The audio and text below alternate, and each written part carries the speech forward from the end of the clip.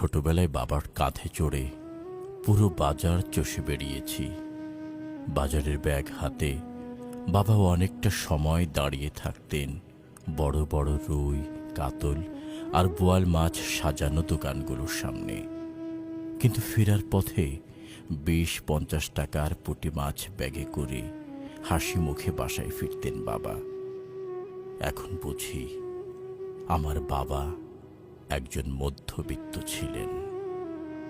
একবার একটা বিয়ের অনুষ্ঠানে গিয়েছিলাম বাবার হাত ধরে।